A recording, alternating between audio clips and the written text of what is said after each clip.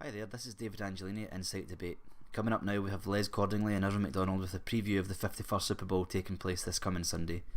Les is the offensive coordinator for the Clyde Valley Blackhawks and Irvine is an offensive lineman, both of them giving you their picks and their thoughts ahead of Sunday's game. Get in the debate with us and enjoy. Irvine McDonald here, offensive lineman for the Clyde Valley Blackhawks, with Les Cordingley, the offensive coordinator for the Clyde Valley Blackhawks. On behalf of Insight Debate, we're doing our podcast on the Super Bowl and previewing the Super Bowl. So, this is Super Bowl 51. We've got the New England Patriots and the Atlanta Falcons. Two huge scoring teams. They've been absolutely outstanding in the playoffs. So, we're going to talk first about the both teams' road to the Super Bowl, how they got there, and then we'll continue on from there. So, first we'll take a look at the regular season and the New England Patriots 14-2 record.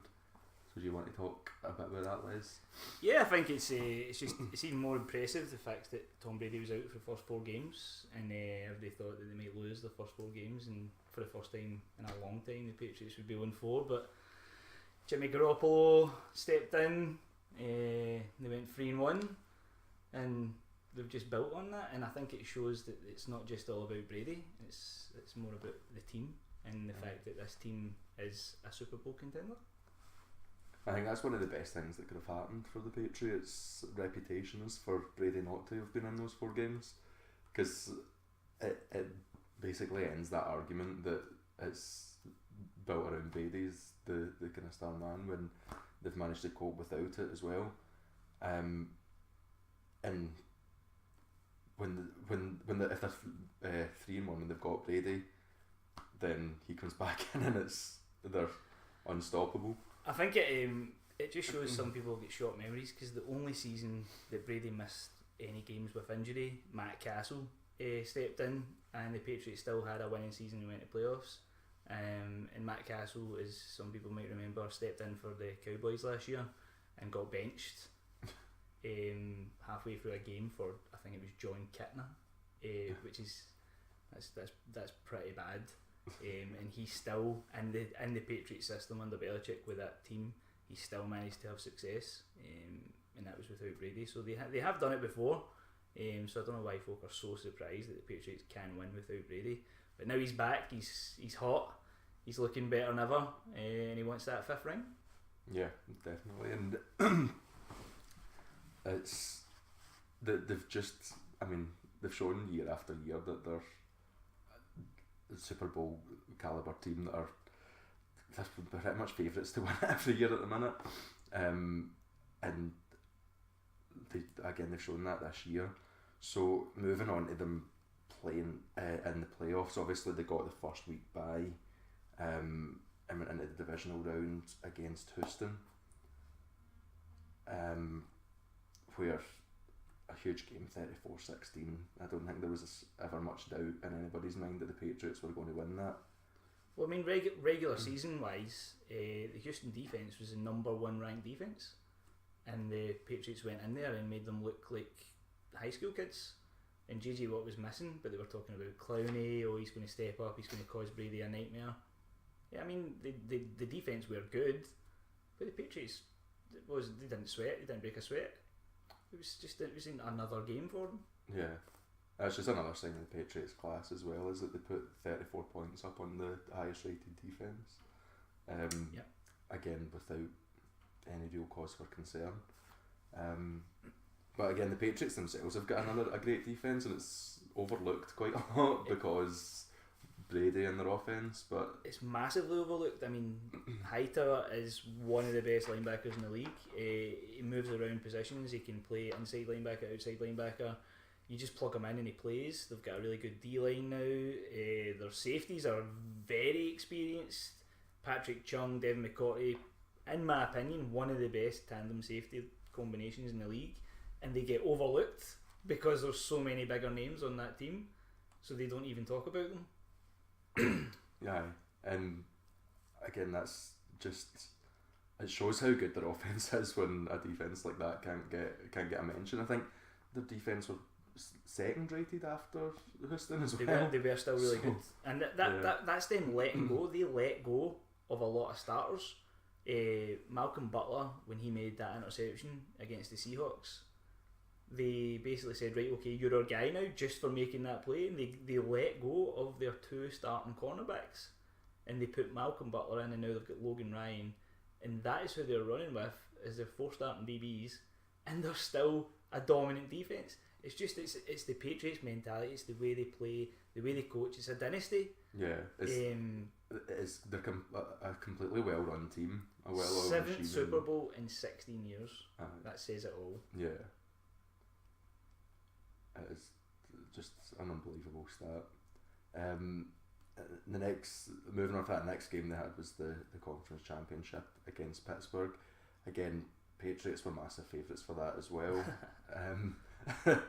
And again, come out 36-17. That's another big scoring game. A lot of points on the board for the Patriots there. Yeah, and the Steelers were another offensive powerhouse, quite like Atlanta. They had an up and coming defense. Is what they're calling the Falcons defense. Is an up and coming defense. It's growing as the season goes on. Pittsburgh are the same, but they had the high powered offense with the Le'Veon Bell, Antonio Brown and Ben Roethlisberger, and the Patriots defense shut them down. And I think the Steelers were saying it was because Le'Veon Bell got injured in the first quarter that they played so poorly. Patriots have been without Rob Gronkowski the whole year. You don't see them crying. Yeah, you can't base you can't say you lost it because of one player, because then that's something wrong with the team if you're relying on one single player to win games. Exactly.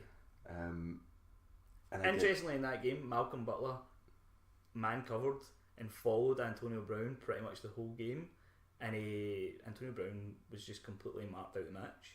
He was just covered the whole time. Malcolm Butler just said, "I'm going to cover him. He's my guy." Stepped up to the plate and covered one of the best receivers in the NFL, Julio Jones. You might see something similar. So moving on to the Falcons and how they got here. So a slightly less impressive 11-5, but still finished top of their group and got that first week bye. Obviously, still had a pretty good regular season. I think the highest scoring team. Highest scoring offense, yeah. And they've just got weapons across the field. They picked up Mohamed Sanu from Bengals, and that was a massive pickup for them in free agency, because it takes a lot of attention away from Julio Jones. But they've got probably the best 1-2 punch in the backfield with Devonta Freeman and Tevin Coleman, and when both of them are fit, it doesn't matter which one is on the field. They're both a threat. They're a threat to catch out of the backfield. They're a threat to carry out of the backfield. For smaller running backs, they can run through the middle. They can run. They're fast. They can beat you the outside. They can catch. They can run down the field. They can block. They're just everything. Don't get me wrong. The Patriots have got Dion Lewis coming back as well, which a lot of people haven't mentioned. They've all been talking about LeGarrette Blount and the fact that he's the human hurdle machine. But Dion Lewis is very similar to those two, so it's going to be an interesting matchup. Yeah, definitely. And then moving on to their divisional games again, they had the Seahawks, who again are another big team, another big defense as well, a strong defense that are hard to break down, and Atlanta went and put 36 points up on them. I think the problem the Seahawks have is that their defence, people have been trying to emulate their defence from a few years ago because it was the Legion of Boom and it was so successful. So teams have been trying to emulate that, and what that does is it lets you see that defence a lot more often, and the more you see a defence, the easier it is to break it down. So a lot of teams they're now equipped to beat that cover 3 defence. And the Falcons, with their offence, that was really easy for them. And the Seahawks had a really bad day. Yeah, I mean, it's all, that's what it's all about, isn't it? Is learning how to beat that offense. It's not just about the players that you've got, but obviously if you've got the weapons there, then that makes it a damn sight easier. Oh yeah, I mean a good offense, if they're playing against a cover 3 defense, 8-10 times a year, depending on their opponents, they'll get good at beating that. If you've got a good offence who's got weapons like Julio Jones and Devontae Freeman and Tevin Coleman and Matt Ryan, that becomes a million times easier to do. And the Falcons showed that against the Seahawks. So going on to the conference championship now, Atlanta and Green Bay. I think that was a big surprise to a lot of people. Not necessarily that they won, but the manner in which they won, the way that they absolutely tore apart Green Bay. I think most people I knew anyway thought that Green Bay were going to win that game. Yeah, I think a lot of our colleagues on the team thought that Green Bay were going all the way to the Super Bowl, including my counterpart, the defensive coordinator David Yates. But I knew the Falcons were dangerous, and I actually thought the Cowboys would have beat the Packers, and then maybe the Falcons would have beat the Cowboys. But the Packers did look good. I mean, they beat the number one seed, the Dallas Cowboys, and I think that's why probably people thought they were going to go down to Atlanta and do the business. But Jordy Nelson, broken ribs. The Packers' defense wasn't that good. They just had a game plan for it to beat the Cowboys. They don't have that game plan to beat the Falcons because the Falcons' offense is better, and that's why we're going to have such a good Super Bowl, I think. Yeah, I think Atlanta stepped up with a D in that game as well. I thought the amount of pressure they had on Aaron Rodgers was unbelievable. They were smashing through the O-line and getting to Rodgers constantly. Yeah. Rodgers is a player that likes to have a lot of time, make big throws, but he wasn't getting that. He was being rushed constantly. Well, that's how he beat a good quarterback, is to put pressure on him and get in his face and hit him a lot. I think the two Super Bowls that the Patriots have lost against the New York Giants, that's exactly what they did to Brady.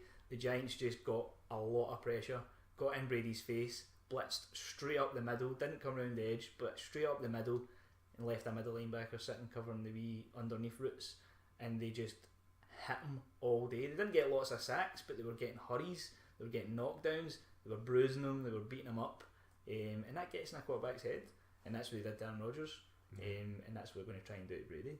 But the Patriots defence are almost the complete opposite of that. They don't really rush a lot of guys, they don't put a lot of pressure on, they just they maintain their lane discipline to keep the run contained, and they don't really put a lot of pressure on quarterbacks. They are a kind of bend but don't break defence. They'll let you catch the ball in front of them, they just won't let you beat them deep, and it forces an offence to march up and down the field, and it tires them out.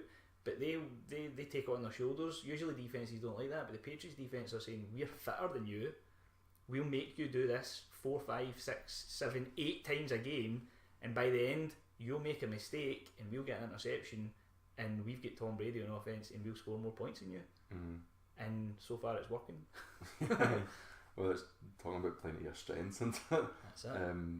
But I think that's what Atlanta are doing as well with the rush. They're getting putting pressure on the quarterback, and that's the kind of, I think that's the only way that Atlanta could do it, is to beat them, is to keep pressure on Brady, keep pressure on Brady, keep pressure on Brady. 100% agree with you. Everyone's talking about the Falcons offence and the Patriots offence, but it's nothing to do with the Falcons offence. It's the Falcons defence versus the Patriots offence. That's where this game will be won and lost. Yeah. If they can be the New York Giants in 2007, 2011, if they can be them, then they've got a chance. But if Brady marches up and down the field, the Patriots defence, Matt Ryan, they will make a mistake, he will throw a pick, something will happen, they'll get a turnover, and if you're letting Brady march up and score every single time they've got possession of the ball, you're in for a bad day.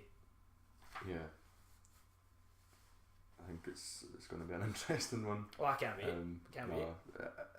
I think it's actually the most I've been looking forward to a Super Bowl for a while, because the way they've both been playing and the way that they're both in form just now, I think it's going to be a pretty close game. Well, I just hope it's. I've been looking forward to a few Super Bowls recently, but they've usually turned into blowouts and been quite one-sided. I mean, the first Super Bowl the Broncos were in, the Seahawks defense just abused them. Yeah. That was just a one-sided game. That was embarrassing. And then the Broncos came back and did the exact same thing to the Carolina Panthers, and that was just a boring Super Bowl. I want a slugfest. I want something like the Ravens 49ers Super Bowl. That kept me up all night. You can see it happening with this though. I've got a feeling. I know both teams have got a good defense, but I think that the offense could trade blows and get points on the board. Yeah, I really just hope that it lives up to the hype. I think they've both got the potential. Apart from Gronk missing from the Patriots, they're pretty much fully fit, and they've got Dion Lewis back. The Falcons haven't got anyone big missing, so they should both be able to put on a show. And no offence to other coaches, but Belichick is not going to get out schemed. His players can get beat on the field, but he won't be out schemed prior to the game. The Falcons, I think the Patriots have some tricks up their sleeves, even though it's a Super Bowl.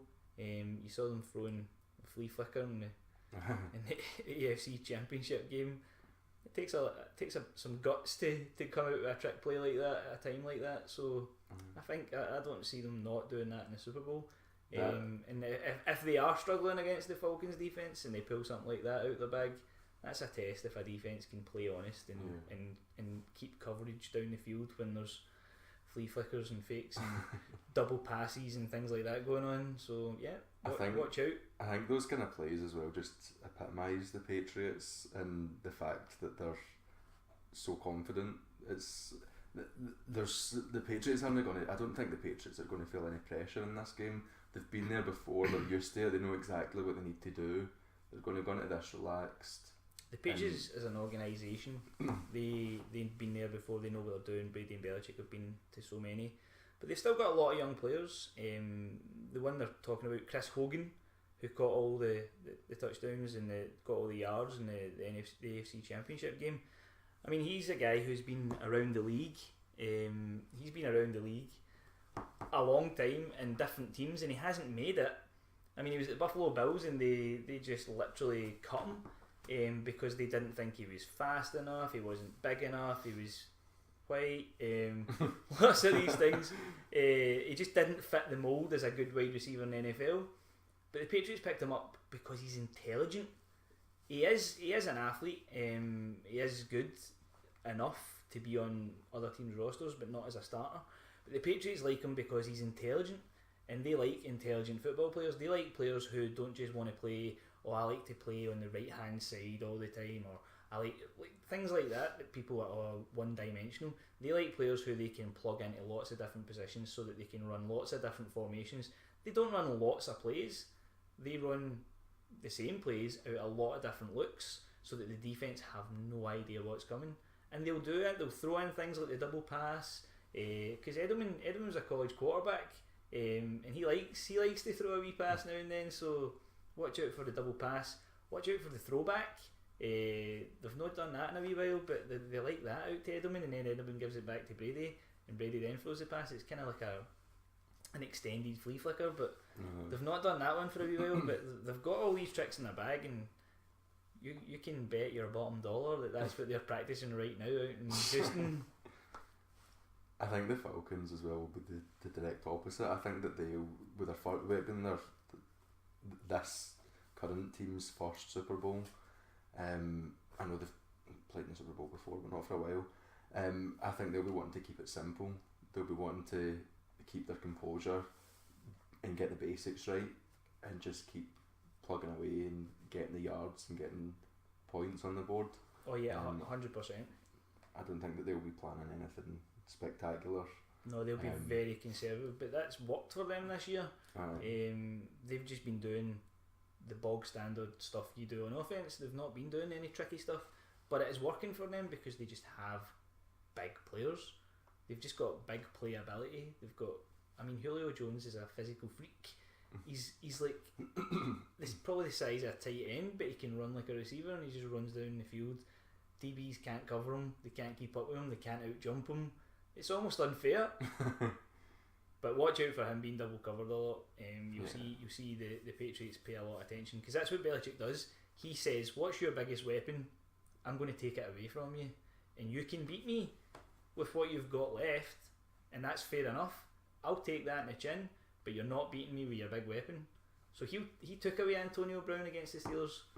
He'll take away Julio Jones in the Super Bowl, and he'll leave them to say, we'll run with it. Use Sanu, use your tight ends. Matt Ryan, put it on his shoulders. You're not going to have Julio Jones though. I can see that's what I can predict that's what he'll do. Hopefully the Falcons will have the advantage of seeing that coming as well, and practicing their plays with sort of kind of shorter plays and plays to their tight ends and things like that, where they can try and kind of work in the short yardage. Funnily enough, Belichick's been doing this for a long time, and you would think that teams would say, we know what's going to happen, but as you saw with the Steelers, sometimes it doesn't matter if you know what's going to happen, it's still going to happen to you. But I think with the Steelers, though, it was more, they might have known it was going to happen, but I don't think they really had much else in their arsenal to combat that, so they thought, we're just going to go for a big player and hope that he can pull something out of the bag. I mean, the interesting thing was you saw Matt Ryan showing his passion, and he ran a touchdown in against the Packers, and that's for a quarterback like Matt Ryan. That's a scary thing. You're out there running. He's not Michael Vick. He's out there running around looking like a pony in a horse show. If one of those linebackers gets a hold of him, that's good night, sweetheart. But yeah, I don't know if we'll see him doing that against the Patriots in the Super Bowl. But he's got that passion. He wants to win. He's an aggressive quarterback. He'll go for the big deep throws. He won't be conservative. But if he's not got Julio Jones, he's going to have to rely on other receivers, and then it becomes an interesting game. He does like the big throws as well, but I think they're going to have to be conservative to start with, and they don't want to be in a situation where they need to be making big throws. They want to be able to work the ball up and down the field and getting the points on the board. They don't want to be down in the last quarter and trying to make big plays. They want to be keeping up with the Patriots and keeping the gap close. Yeah, I can see a lot of check downs to the running backs, Coleman and Freeman out of the backfield. A lot of check downs, so he might want to go down the field, but he'll end up checking it down and when he's back's out the backfield. But they're both capable of picking up yards that way. They've got a really good kicker as well. Gostkowski is an amazing kicker for the Patriots, but Matt Bryant at the Falcons is also an excellent kicker.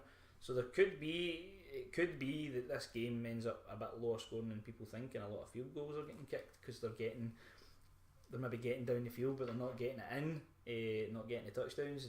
But they've both got very good kickers, and if it comes down to a late long field goal, both of them, they've got big legs as well. So maybe not Justin Tucker legs, but they're both capable. So yeah, it could come down to a kicking game.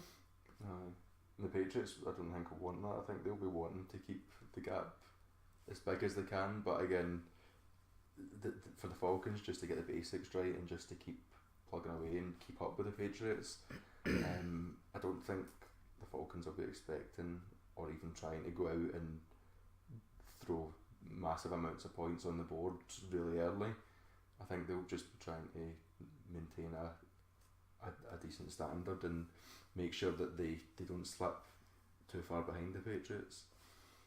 No, and I mean if the Patriots go into the fourth quarter and the Falcons are within about 10 points of them, they'll be having flashbacks to the Giants and them coming back against them and things like that. So I think they'll want to jump out to a big lead. If the Falcons kick field goals and they score touchdowns, they'll probably be pretty happy with that. But yeah, it's going to be a good Super Bowl. I really can't wait. I wish it was tonight, but hey ho. I wish it was every night. We spoke as well about, I think we've mentioned most of the big players on the teams. Obviously Brady and Matt Ryan who's coming on. Matty Ice. Worst nickname in football. Worst nickname in football. After the Cleveland Browns, that's probably the worst nickname in football. But yeah, that's not even a nickname. That's like sadly that's the actual name. It's a wee bit unfortunate for them. I think it's a self-fulfilling prophecy as well with the Browns. Yeah, they actually let Bill Belichick go as well, which is hilarious. Well done.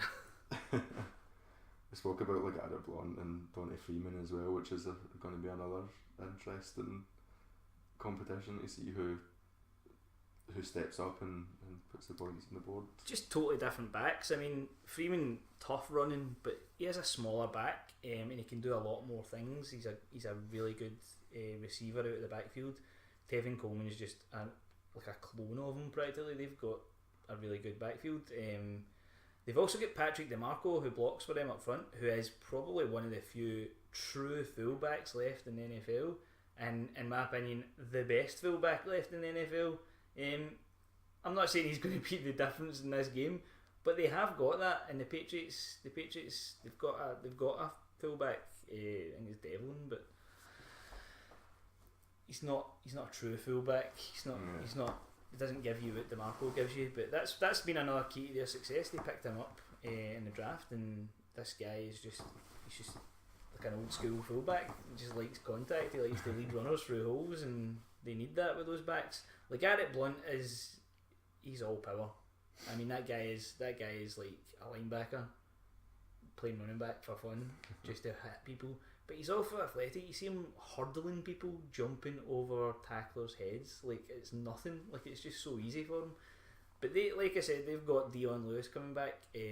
Interesting stat: the Patriots have never lost a game where Dion Lewis has played. Oh, really? Never, not once. When he's fit, they've played. I think it's 16 games. They've never lost a game while he's been in the lineup, and he's going to be back for the Super Bowl. So, one for you stat fans.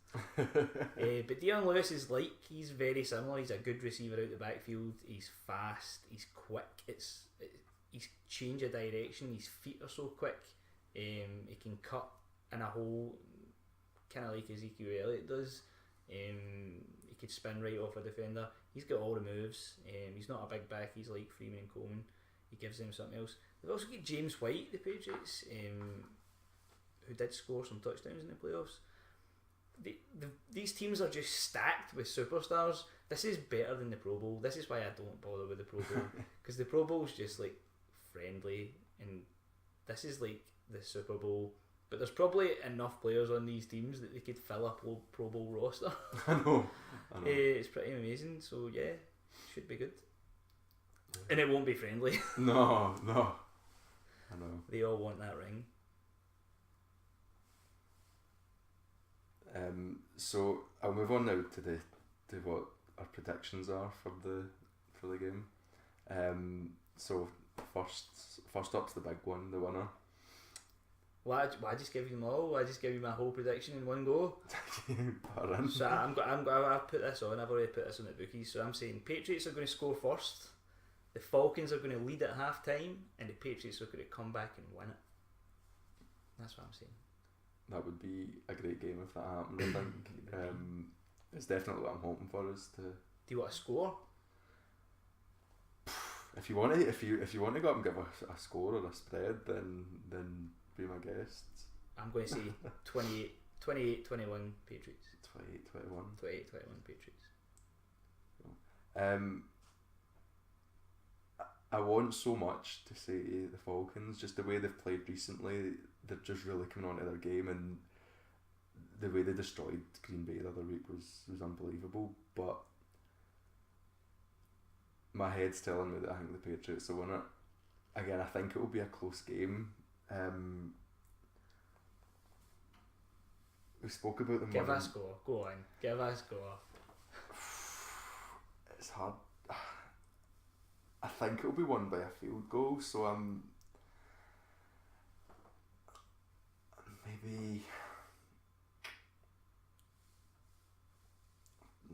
27-24. Fair enough. 27-24. Yeah.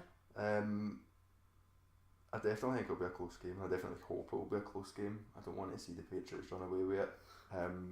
I would be interested to see the Falcons run away with it, but it still wouldn't make for as good a game. It would just be controversial. If the Falcons ran away with it, I think it'd be a bit of a shame. Is that because that would probably be the end of the Brady Belichick dynasty. Yeah. And if they went out with a whimper, I think a lot of people would be a bit.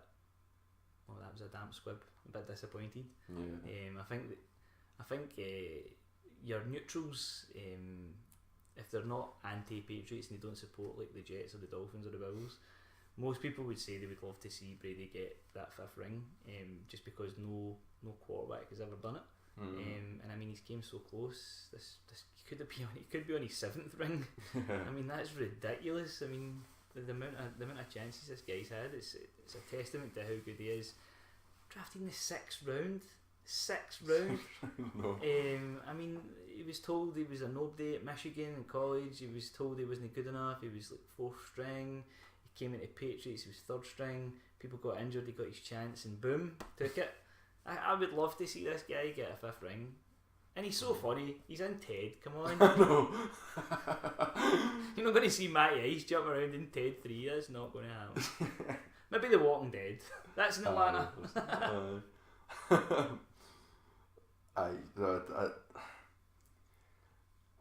He does. I think he does deserve it. He's an unbelievable player, and he's playing for an unbelievable team. And like you said, it's a dynasty. But I don't know. It's just, I don't know if it's that Scottish thing in me, but I'm just really rooting for the underdog. Oh, aye. And I like Tom Brady, and I like the Patriots. I don't as dislike well. the Falcons. I really do like the Falcons as well. I admire them as a team. I like Atlanta. I like what they're doing. I like the new stadium. I like everything about them. I even like the colours. But I just think it'd be nice to see Patriots get it and get Brady and Belichick get a 5th ring and just be like, goodbye, Roger Goodell. No matter what you do, you can't stop us. It'd be pretty cool. It would be pretty cool. I think Brady would retire if he wins. I think he would retire. Yeah, I think he would. He's fair getting on, and he's what, 39? 39, yeah. I think if he doesn't get it, he might come back. I'm not sure, but if he does win, I'm pretty certain that he'll retire. Belichick's no spring chicken either. Belichick's pension age. I think he could easily say, if Brady's going, I'll go.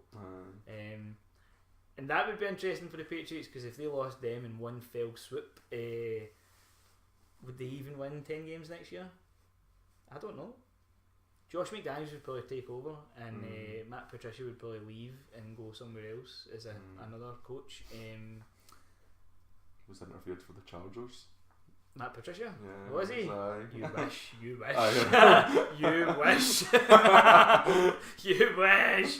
For anybody that doesn't get this, I'm a Chargers fan. So yeah, I think if the Chargers, with the potential they've got, if they had Matt Patricia as their defensive coordinator, they would be a different team. No, he was interviewed for head coach. Well, if he would probably do the defensive coordinator duties, still as the head coach, and it would turn that team around. Aye. But I think Philip Rivers is going to leave the Chargers this year. After this season? Yeah. No, right like now? in free agency coming up. Agency? I think he's going to leave. I don't think he will. I think it's his last chance. I don't think he wants to go to LA. I think he's going to go somewhere else for one last shot at a Super Bowl, because he's not going to get it in San Diego, and he's not going to get it with the LA Chargers. He's just, the reason he doesn't want to go to LA though is because he's a family man, and he wants to stay in San Diego. He's 14,000 children. He does like to sow his seed, but I think if he got offered, say Brady retired and Belichick didn't, and I think he would go to the Patriots just for the chance at Super Bowl.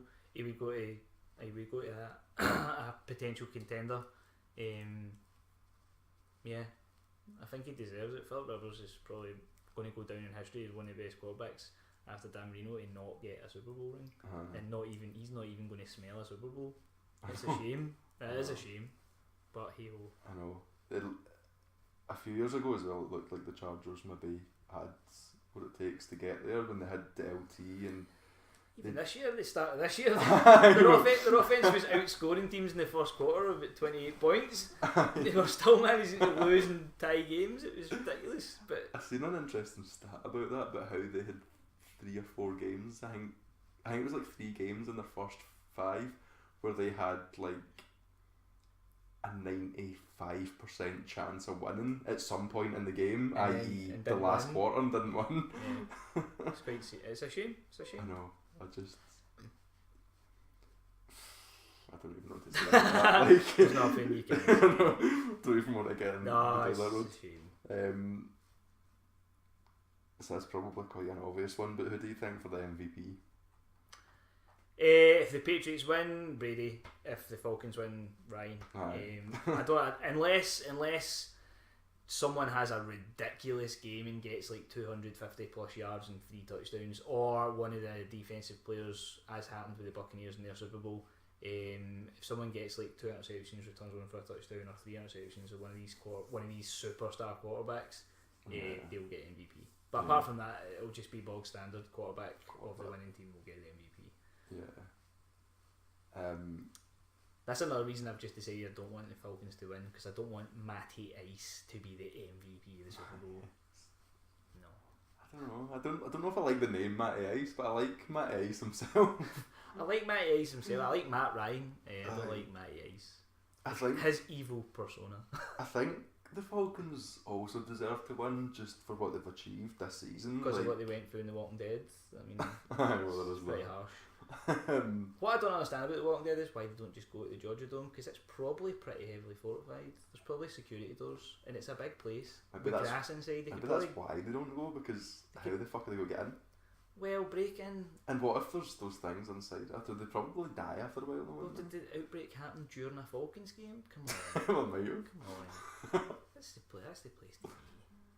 Hey, Matt Ryan might be a zombie. You could make him he could probably still throw a touchdown. Julio Jones catching passes. Doesn't know why he wants to eat the ball, but he's still there. I think we've delved into madness here. I know. We're way off topic. So, I think we'll round it off then. So, I think the unanimous decision for winner is the Patriots. Yeah. And it does pain me to say it, because I really am rooting for the underdog in this one. The weird thing is, I like the Patriots, and every single time I've watched them in the Super Bowl, I've rooted for the other team, because it's the Super Bowl, you just want the underdog to win. I despise the Patriots when they won their first 3 Super Bowls. I despise them because they were so good. I just hated it. It was like, Tom Brady this, Tom Brady that, Patriots. And they were just everywhere, and it just annoyed me. But then, as I kind of grew up and mellowed a wee bit, and I looked into why they were so good, and I learned a bit more about behind the scenes stuff in football, and offences and defences and things like that, and strategy. I just fell in love with them. They were just I don't support them, but they're just so damn good. It's so hard not to admire what they've done there, and it's the organisation. They managed to pick up. I mean, they have Randy Moss, so they changed their offense to be a vertical offense, go down the field. Then they pick up smaller receivers who can't go down the field. So they change their whole offense, and the team pick it up like that because they've got intelligent players. They've never had like superstar offensive linemen, but they get the job done. Brady almost never gets sacked just because that offensive line know how important they are. And they just get it done. Their defense has never been top quality, and yet they just shut people down because they've got such a good strategy. Bill Belichick is a defense guy. I mean, he's got his coordinators, but he is a defense guy, and he knows the fundamentals of how to beat an offense, and he can have people. I mean, they went to Super Bowl with players that would go to another team and probably wouldn't start. On defense as well. They know how to bring in the right players as well, and they're not just going for the big money players. They're going for they're going for who they know work in their team. They don't spend a lot of money in free agency. They sometimes don't even have a first round draft pick because it's been taken off them, and it doesn't matter. They just pick up the players, they plug them in, they get people that fit their organisation, fit what they're trying to do, and it's just like pieces of a puzzle, and it just every year seems to come together, and it's really impressive. I wish the Ravens could do the same. Wish the Chargers could do the same. The Ravens just need to clone Ray Lewis. That's what they need to do. Just clone Ray Lewis.